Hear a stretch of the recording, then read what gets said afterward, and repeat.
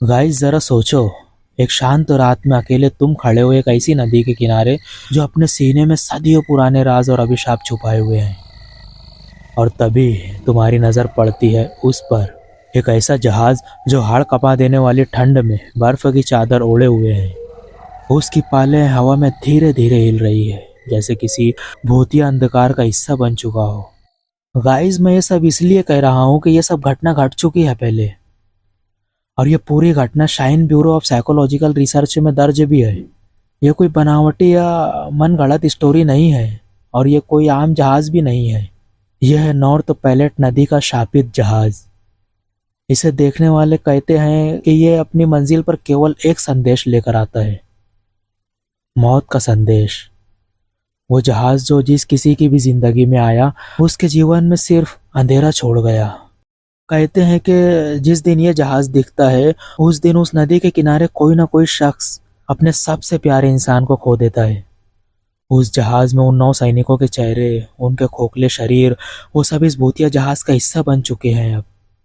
और उनका एक ही काम है, मौत का फरमान सुनाना। तो इस रात इस कहानी का हिस्सा बनने के लिए तैयार हो जाओ। एक ऐसी कहानी जो तुम्हारे रोंगटे खड़े कर देगी। सच में गाइस, जब मैंने भी इस कहानी को पहली बार सुना था तो मेरे खुद के रोंगटे खड़े हो गए थे, मेरी भी सांसें थम गई थी। क्या तुम इस भूतिया सफर का हिस्सा बनने के लिए तैयार हो?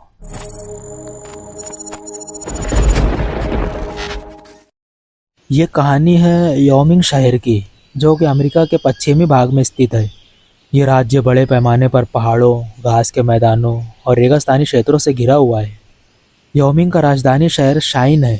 योमिंग की एक डरावनी कहानी है जो नॉर्थ पैलेट नदी के भूतिया जहाज की है, जो 1862, 1887 और 1903 में कभी कभी दिखाई देता था। इस जहाज को देखने वाला इंसान अक्सर मौत के मुंह में चला जाता था। कहा जाता है कि कुछ पुराने लोग जिन्होंने नदी के पास ये जहाज देखा, वो आज भी उस डर को याद करके कांपते हैं।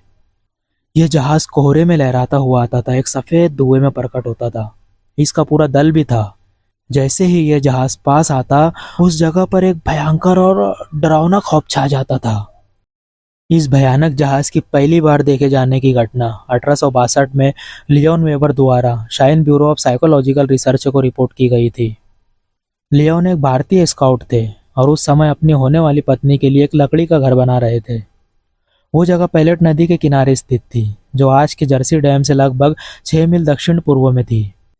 12 सितंबर 1862 की दोपहर थी, जब वेबर ने अपने काम से थोड़ी देर का ब्रेक लिया और उनकी नज़र नदी की ओर पड़ी। और नदी का वो दृश्य देखकर उन्हें जोर का झटका लगा, जब उन्होंने देखा कि नदी के बीचों बीच पानी की सतह पर एक विशाल धुंध का गुच्छा तैर रहा था। लियोन वेबर तुरंत उस विचित्र दृश्य के करीब पहुंचे और नदी के किनारे पर ही रुक गए। वो जो देख रहे थे उस पर विश्वास नहीं कर पा रहे थे।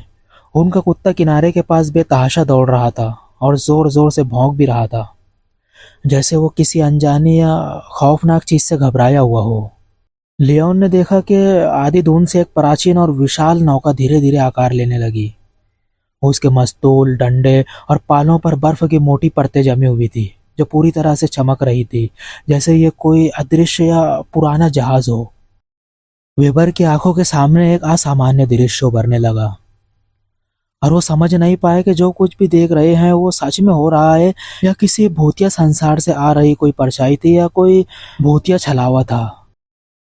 वेबर हक्के पक्के खड़े उस दृश्य को देख रहे थे। हवा में हल्की हल्की आवाजें गूंज रही थी, जैसे किसी अनजानी दुनिया से आ रही हो। यह आवाजें नाव के डोलने और अजीब आदेशों की थी, जो धीरे धीरे कमजोर होती जा रही थी। लेकिन जैसे ही जहाज के भूतिया सैनिक पूरी तरह से दिखे, सब कुछ अचानक शांत हो गया। वेबर ने देखा कि ये सैनिक बर्फ से ढके ठंडे डेक पर बिना हिले डुले एक घेरा बनाकर खड़े थे। उनकी खाली आंखें सीधे वेबर को घूर रही थी, जैसे वो जीवित होते हुए भी निर्जीव हो। वो जहाज जो पैलेट नदी पर बिना किसी सहारे के तैर रहा था, मानो हवा में जम सा गया था। उस पल ऐसा लग रहा था कि समय रुक सा गया हो। चारों तरफ बस खामोशी थी। वेबर सिर्फ अपनी तेज होती धड़कनें और अपने कुत्ते की हल्की हलचल की आवाजें सुन पा रहा था। यहाँ तक के आसपास के पक्षी भी चुप हो गए थे, जैसे इस भूतिया दृश्य से डर गए हो। अचानक सैनिक एक तरफ हटे और उनके पीछे से बर्फ से ढका एक बड़ा चौकोर पर्दा दिखने लगा। यह देखकर वेबर के शरीर में सिरन सी दौड़ गई। उसे लगा कि वो किसी भयानक रहस्य को देख रहा है जिसे शायद कोई नहीं समझ सकता। वेबर के रोंगटे खड़े हो गए जब उसने महसूस किया कि कैनवास पर एक लड़की की लाश पड़ी थी, वो भी बर्फ में लिपटी हुई, जो दोपहर की धूप में चमक रही थी। अचानक जहाज और करीब आ गया और वेबर ने उस लाश को पहचाना। यह उसकी मंगेतर मार्गरेट स्टैनली की लाश थी। वो घबराया, चिल्लाया और नदी में कूदने ही वाला था कि तभी मौत का जहाज अचानक गायब हो गया। वेबर उस दिन नदी के किनारे सूर्यास्त के बाद तक रुके रहे। उम्मीद थी कि शायद वो जहाज फिर से दिखाई दे जाए, लेकिन जैसे वो दृश्य अचानक आया था वैसे ही अचानक गायब हो गया और फिर कभी भी वेबर को दिखाई नहीं दिया। गाइस, वेबर के बाद भी कई लोगों ने इस जहाज को देखा। उनके साथ भी अजीबोगरीब घटनाएं घटी। इस कहानी में हम उनके बारे में भी बात करेंगे। सालों बाद वेबर ने जांचकर्ताओं को बताया कि उस डरावनी घटना ने उनकी जिंदगी बदल दी।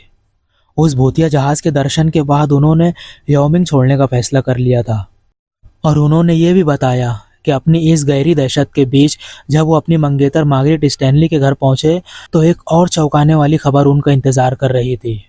उसी दोपहर जब वेबर ने पैलेट नदी पर मौत का भूतिया जहाज को देखा था, ठीक उसी समय उसकी प्रिय मार्गरेट का भी निधन हो गया था। अपनी भूतिया बंदरगाह से भूतिया जहाज फिर से 1888 के पतझड़ के मौसम में चला और इस बार ये जीन विल्सन के सामने आया। वो एक मवेशी व्यापारी था जिसने बाद में यह भयानक अनुभव shine bureau of psychological research को बताया।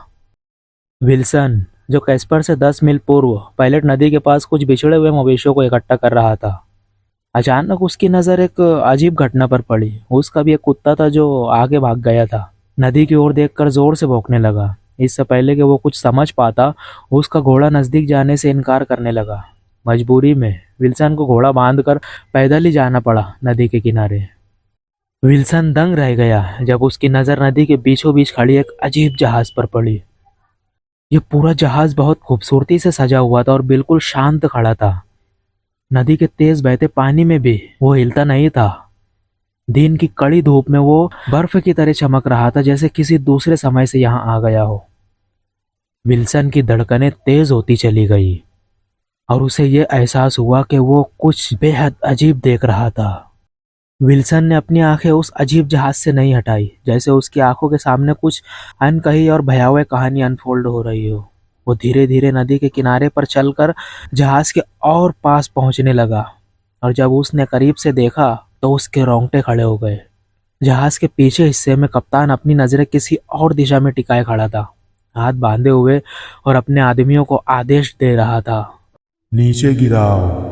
कप्तान की आवाज में कोई एहसास नहीं था, जैसे वो किसी मरे हुए इंसान की तरह बस आदेश दे रहा हो। कप्तान का आदेश सुनते ही उन 9 सैनिकों में से 4 सैनिक बर्फ से ढकी एक चौकोर चादर को रस्सियों से डेक पर धीरे धीरे उतारने लगे। चादर के नीचे एक शव था जो बर्फीले कपड़ों से ढका हुआ था और वो शव किसी अजनबी का नहीं बल्कि उसी जहाज से जुड़े किसी पुराने रहस्य का हिस्सा लग रहा था। विल्सन का दिल रुक सा गया, जैसे वो भी उस रहस्य का हिस्सा बन चुका हो। जैसे ही चादर डेक पर रखी गई, एक मौन सैनिक ने चादर के एक कोने को पकड़ा, उसे हटा दिया और एक महिला का चेहरा दिखाया। चेहरा भयानक रूप से जल चुका था, लेकिन विल्सन ने तुरंत अपनी पत्नी को पहचान लिया। भय से अभिभूत उसने चीख मारी और अपनी आंखें ढक ली। डरावने दृश्य से पीछे हटते हुए उसी पल में वो जहाज गायब हो गया।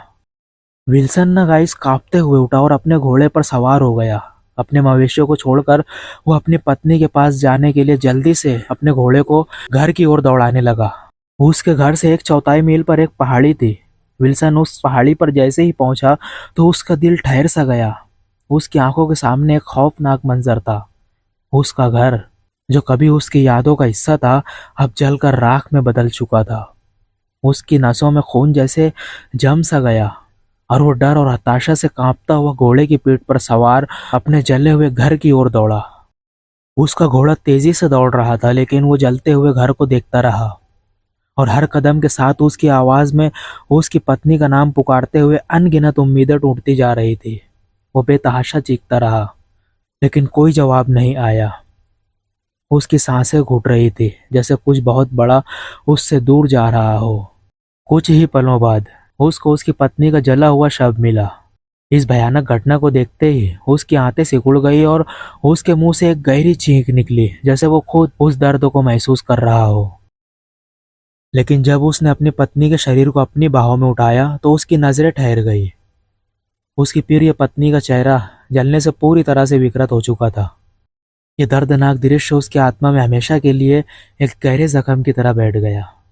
वो समझ गया था कि इस भूतिया जहाज के साथ जुड़ी हर कहानियां सिर्फ कल्पना नहीं थी, बल्कि एक सच्चाई थी, एक ऐसी भूतिया रहस्य जिसे ये कभी नहीं भूल सकेगा।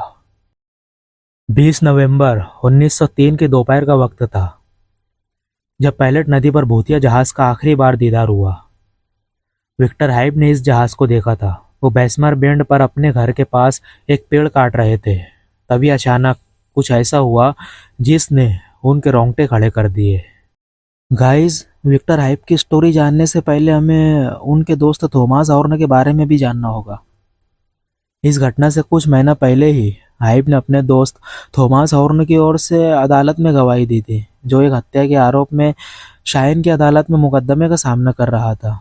उनकी गवाही के बावजूद हॉर्न को दोषी करार देकर फांसी की सजा सुना दी गई थी। ये सुनकर विक्टर हाइब बहुत दुखी हो गए थे और चुपचाप रहने लगे थे। जाहिर सी बात है, कोई भी हो अपने दोस्तों को फांसी के फंदे पर चढ़ते नहीं देख सकता। I don't know Thomas horn guilty थे या नहीं, लेकिन मित्र तो मित्र होता है ना गाइज। हाइब को तब थोड़ी राहत मिली थी जब हॉर्न अपने एक साथी के साथ जेल से फरार हो गया था, लेकिन हाइब को यह नहीं पता था कि हॉर्न को फिर से पकड़ लिया गया है। अब हम हमारी स्टोरी पर वापस आते हैं। काम करते हुए हाइब ने अपनी पाइप जलाई और नजरें उठाई। तभी उन्होंने देखा कि नदी के सतह पर एक बड़ा धुंधला सा गोला जैसे तैर रहा है। वो धीरे धीरे हाइब की ओर बढ़ रहा था, लेकिन नदी की तेज धारा के मुकाबले उसकी रफ्तार बहुत ही धीमी थी। हाइब की आंखें उस अजीब दृश्य पर टिकी थी। तभी वो धुंध एक प्राचीन सैलिंग जहाज में बदल गया। जहाज पूरा बर्फ से ढका था और उसमें से ठंडी भयानक चमक निकल रही थी। अचानक डेक पर बर्फीला कैनवास गिरा और हाइब को एक आवाज सुनाई दी। ठीक है, लेकिन मैं बता दूं कि तुम एक बेगुनाह को फांसी पर चढ़ा रहे हो। दूसरी ओर से एक सख्त आवाज आई। यह फैसला करना हमारा काम नहीं है। हत्या का दोष सिद्ध हुआ है और हमारा कर्तव्य है इसे निभाना। तुम लोग अपना काम करो। अब जहाज हाइब से बस कुछ ही कदम दूर था। जैसे ही कैनवास ऊपर उठा, उसकी आंखों के सामने एक दिल दहला देने वाला दृश्य था। डेक पर एक फांसी का फंदा लटक रहा था और उस पर लटकता हुआ शव धीरे धीरे झूल रहा था। जब शव घूमा, हाइब का दिल धक से रह गया। वो चेहरा उसके अपने प्रिय दोस्त टॉम हॉर्न का था। हाइब के मुंह से चीख निकल गई और वो सहमकर जमीन पर गिर गए। उनकी आंखों में अविश्वास था। उसी पल वो बर्फीला जहाज धीरे धीरे नदी के बीचों बीच जाकर गायब हो गया। हाँफते हुए हाइब तुरंत शहर की ओर दौड़े। वहां पहुंचते ही उन्हें दिल दहला देने वाली खबर मिली। ठीक उसी दिन उसी समय टॉम हॉर्न को शाइन जेल में फांसी दे दी गई थी। लेखक गैडिस ने लिखा, पैलेट नदी पर यह भूतिया जहाज 3 बार प्रकट हो चुका है, पालों से सजा और बर्फ से ढका। लेकिन कौन जाने वो अगली बार कब लौटेगा और किस नई त्रासदी की कहानी को लेकर आएगा।